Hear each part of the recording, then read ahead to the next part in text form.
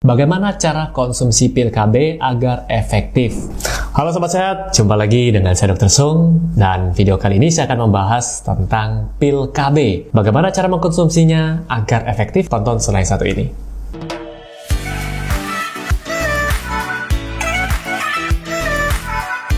Oke Sobat Sehat, sebelum saya mulai videonya, saya mau menginfokan buat Anda semua yang sedang mencari produk-produk yang mendukung gaya hidup sehat, Anda bisa kunjungi boxsehat.com. Jadi di sana menyediakan produk-produk, berbagai macam produk yang mendukung gaya hidup sehat, seperti suplemen, herbal, dan lain sebagainya. Mungkin ada beberapa produk yang cocok buat Anda. Oke, tonton videonya.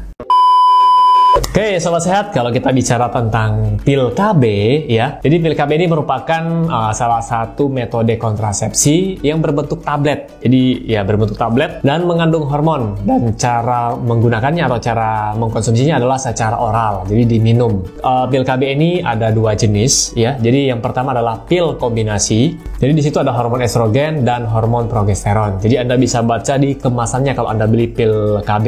Kemudian, yang satu lagi ada disebut dengan mini pill. Kalau yang pertama kombinasi, yang satu lagi disebut dengan mini pill. Jadi isinya hanya satu saja hormonnya, yaitu hormon progesteron.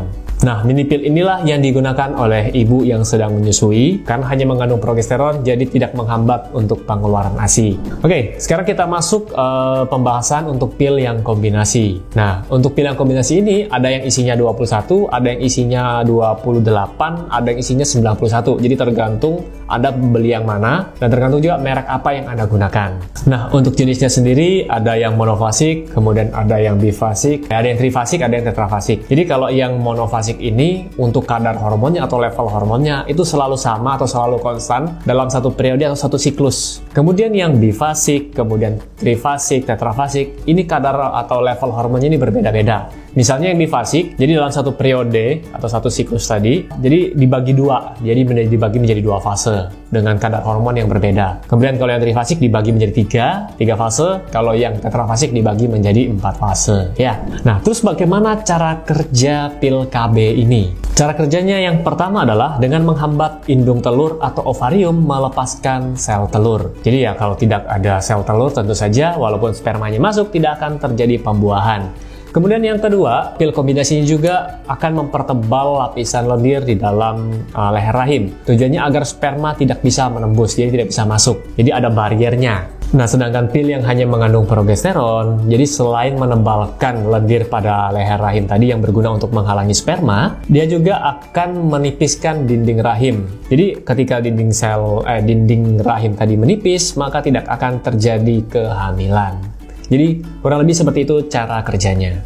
Lalu kita masuk ke kelebihan dan kekurangan dari pil KB. Saya bahas dulu apa kelebihannya. Kalau ditanya apa kelebihannya, pil KB ini sangat efektif dengan tingkat keberhasilan yang sangat tinggi. Jadi selama Anda rutin mengkonsumsi pil KB tadi dengan jam yang sama, kemudian konsisten, Anda bebas mau melakukan hubungan seksual atau senggama kapanpun Anda mau melakukannya. Cuman waktunya ya kapanpun, bukan kapanpun, dimanapun, dan dengan siapapun. Sekali lagi ingat, cuman waktunya bebas kapanpun ya. Dan kemudian pil KB ini bersifat reversible. Jadi ketika Anda ingin punya anak kembali atau Anda ingin hamil kembali, nah Anda cukup menghentikan konsumsi pil KB tadi. Kemudian Anda bisa tunggu 4 hingga 6 minggu untuk terjadi kehamilan selanjutnya. Lalu kekurangannya apa? Nah, untuk kekurangannya sendiri harus diminum rutin setiap hari di jam yang sama. Kemudian ini akan menimbulkan rasa bosan, kemudian tiap hari kok harus minum pil terus, dan kelemahan lainnya adalah lupa.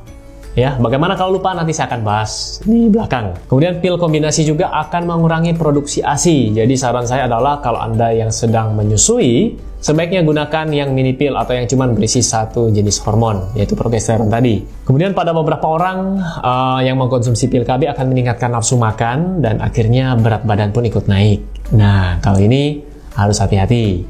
Lalu kekurangan yang terakhir adalah pil KB ini. Jadi Anda yang mau rutin setiap hari konsumsi pil KB, ini juga tidak memberikan Anda perlindungan terhadap penyakit menular seksual. Kalau yang Anda inginkan adalah mendapatkan perlindungan dari penyakit menular seksual, ya gunakan cara yang lain, yaitu dengan menggunakan kondom. Nanti saya akan bahas di video yang selanjutnya.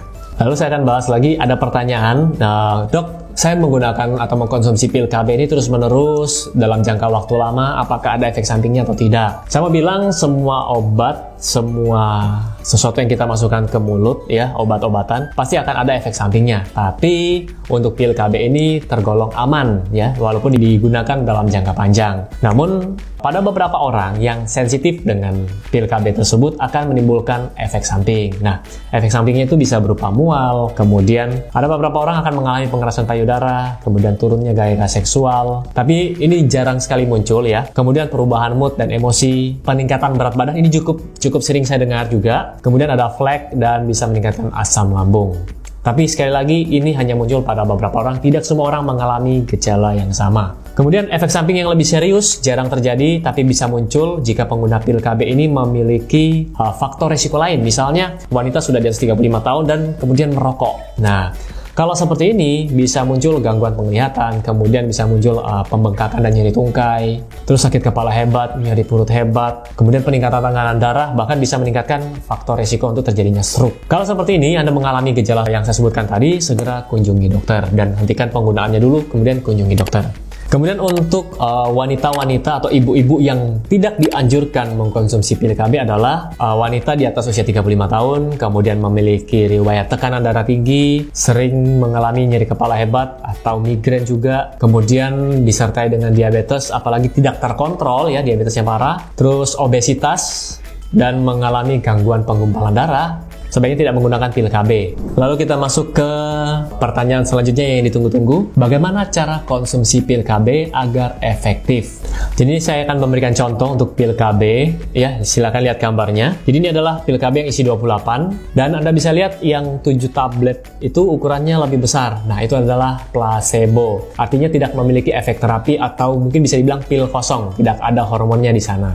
Lalu bagaimana cara konsumsinya? Nah, saya akan berikan contoh, silakan lihat di layar Anda. Di situ ada pil KB yang berwarna kuning, itu adalah tanda khususnya, ada hari-harinya di sana. Misalnya, Anda haid pertama di hari Kamis, jatuh di hari Kamis. Silakan konsumsi yang di tanda khusus tadi, yang berwarna kuning, pada hari Kamis. Kemudian hari selanjutnya silakan mengikuti tanda panahnya. Jangan terbalik. Jadi itu untuk memudahkan Anda mengingat, oh ini hari Kamis jadi minum hari Kamis, besok hari Jumat minum hari Jumat, dan seterusnya. Untuk pil yang khusus untuk 28 hari, Anda bisa habiskan, kemudian Anda lanjut ke blister yang selanjutnya. Silakan langsung lanjut saja. Berbeda dengan pil yang 21 hari, Anda harus menyediakan waktu kosong 7 hari. Tapi sekali lagi, karena dari setiap perusahaan ini berbeda-beda, sebaiknya Anda baca di kemasannya. Kalau masih belum mengerti, silakan tanya di apotek tempat Anda beli atau kunjungi dokter untuk berkonsultasi. Lalu bagaimana dengan saya, dok, yang sudah telat haid 2 bulan lebih dan saya tidak tahu kapan saya haid lagi? Saya buat jaga-jaga agar tidak hamil, bolehkah saya mengkonsumsi pil KB? Jawaban saya adalah boleh,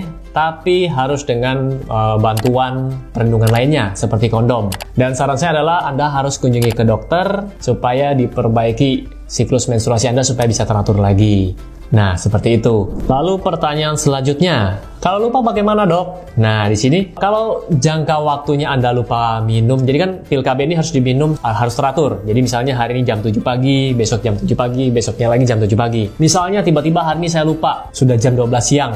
Nah, apakah saya boleh minum atau gimana, dok? Nah, biasanya kalau kurang dari 12 jam, Anda masih boleh minum, Anda masih boleh lanjutkan. Tapi kalau sudah lewat 12 jam atau sudah lewat 1 hari, nah, Anda baca lagi di kemasannya, jadi ada keterangannya kalau lupa bagaimana. Ada merek tertentu, kalau lupa, pilnya yang untuk hari itu Anda buang, kemudian Anda lanjut lagi keesokan harinya. Ada juga merek lainnya lagi, kalau Anda lupa, besoknya langsung minum 2 pil. Kalau saya lupanya 2-3 hari, bagaimana, dok? Apakah saya langsung minum di hari keempatnya 4 pil? Ya, tidak seperti itu, Anda bisa mabuk nanti. Ya, sebaiknya Anda baca lagi di kemasannya dan ikuti anjurannya. Ingat, setiap merek akan memiliki dosis atau hormon yang berbeda-beda. Jadi, ikuti anjuran pada kemasan tersebut. Oke, itu saja mungkin penjelasan dari saya tentang pil KB. Jadi buat Anda yang rutin konsumsi pil KB, selalu konsisten, Anda bebas melakukan hubungan seksual atau senggama kapanpun Anda mau. Tapi bukan berarti kapanpun, dimanapun, dan dengan siapapun itu semua bebas. Tidak seperti itu ya. Oke, buat Anda semua yang suka dengan video ini, silakan share pada teman-teman Anda. Dan yang belum subscribe, silakan subscribe untuk mendapatkan notifikasi di video saya yang selanjutnya. Oke, sampai jumpa di video saya selanjutnya. Salam hebat, luar biasa.